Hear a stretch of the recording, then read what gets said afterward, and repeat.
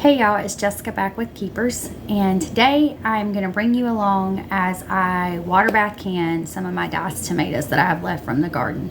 We've been eating them fresh like crazy, and I would like to get some more on the shelf, so I'm going to bring you along. I am no expert. I'm not good at following rules, so please don't give me a lot of slack if I break some of the rules, but I'm going to take you along. Okay, so here are the tomatoes we're going to do today. And I've got my bowl, so when I dice them up to throw them in the bowl, and I have my lemon juice, and I have some citric acid. I don't have much citric acid left, so I'm going to use the lemon juice. And then I have my pot of water heating, and my jars are in soapy water. I'm going to rinse them out, my rings and my lids and my funnels in there. And then I'm going to get to chopping up all these tomatoes. And I have no specific way, but I'll show you what I do. Let me get you set up so you can see what I'm doing today.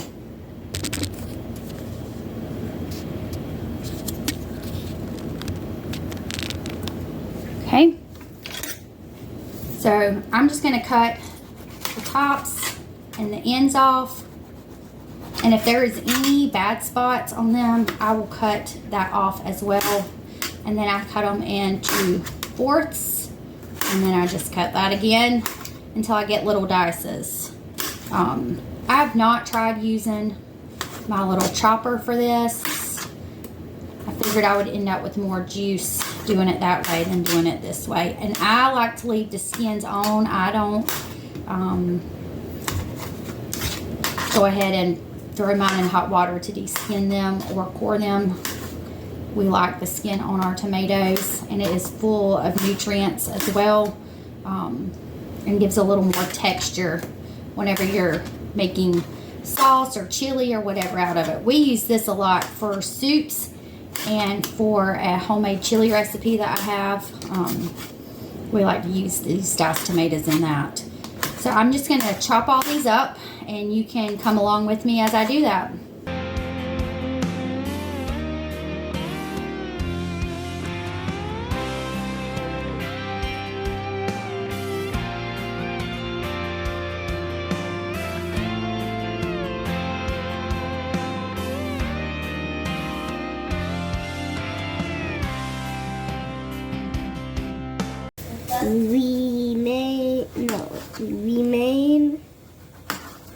Remain. So it has the AI underline, which says the what sound? Remain. Oh. It says the A sound. What word in there? Walking. No. Has the A sound. We have Waste. fasten. What A? Yeah, waste. What ace?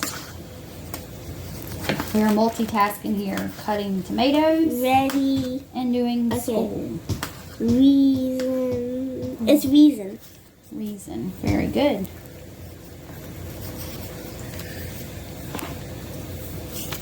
Before it's done. Now number 5. Duty. Duty. What letter's underlined in duty? Y. The Y. What sound does it make? E. Yeah.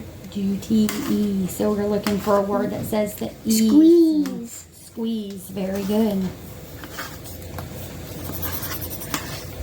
So now I says- just do this. Yep. Now you have to fill in the spelling word for the sentence.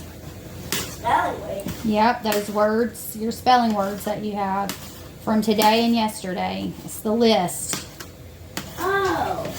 So I got these wrong with it. And you're going to fill in the sentence. And the sentence is a story. It's a paragraph. I know, but I got these wrong. No, you didn't get them wrong. Yeah, because the back I put good and great. The team coach was a great guy, and Josh was excited about learning from him. Okay, so I've got my jars, I got my funnel, and then now I'm going to fill my jars up with my tomatoes.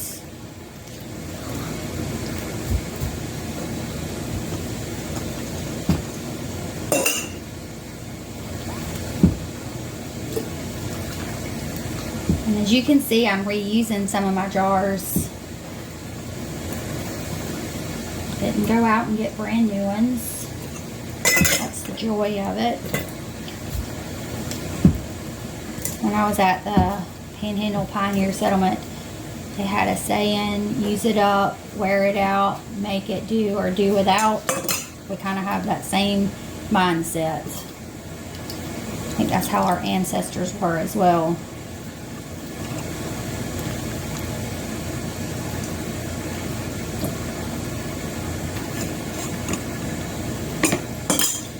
I'm going to fill each of these jars up, and then I'm going to put my citric acid on and then cover them with water. And I'm trying to be quick so my jars don't cool, because they're warm. That way when I put the warm water in here and then put them into the canner, we don't have any broke jars from the difference in temperature.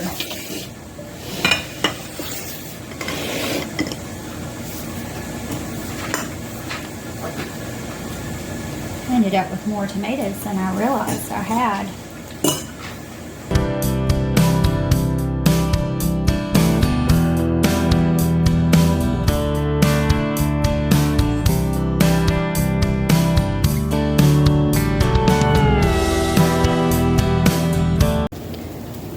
Okay, so I didn't realize that my phone had stopped recording, but I just took my hot water, poured it over my jars, and just wanted to make sure that my tomatoes were covered with water, make sure I have plenty of head space. I took my knife that was stuck in the hot water in the sink, made sure there was no bubbles anywhere, made sure all the tomatoes were pushed down. And then I'm going to take a paper towel with some vinegar and wipe around the rims just to make sure that there's no debris on the jars, so we get a clear contact with the seal to the lid. And I just wipe all the way around the rim of the jar.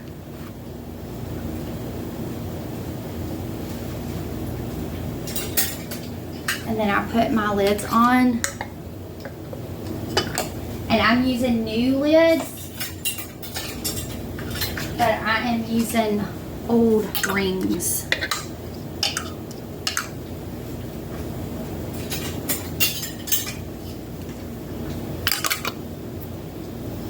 And then I tighten my jars.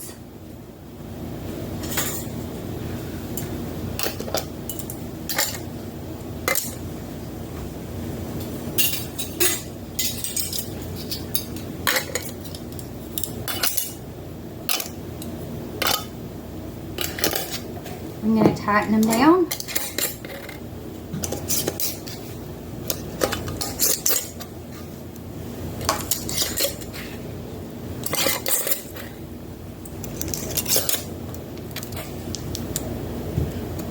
These are from, I don't know if you can see. Oh, there we go. Anna from the Fermented Homestead. When she was at Keepers, I got quite a few of her ferments, and I have absolutely loved them. And I've finished them off. I need to get one more ring.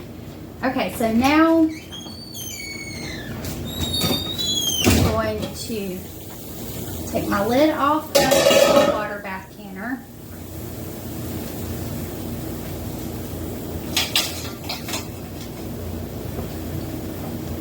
Okay, let's see if I can take you over here and you can see. My water is ready. And then I'm going to sit my jars in carefully. And I like to space mine out so the holder doesn't flop down. So I evenly space my jars out as I sit them in. I have had this thing slide and flop down and burn myself, make a mess.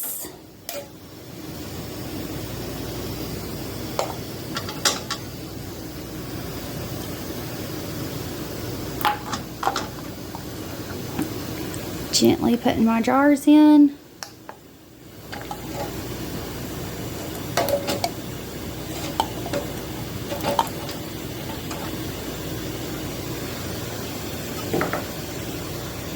I like to let mine sit just for a little bit to continue to heat up, and then I will lower it down and process it for 35 minutes once it comes to a boil.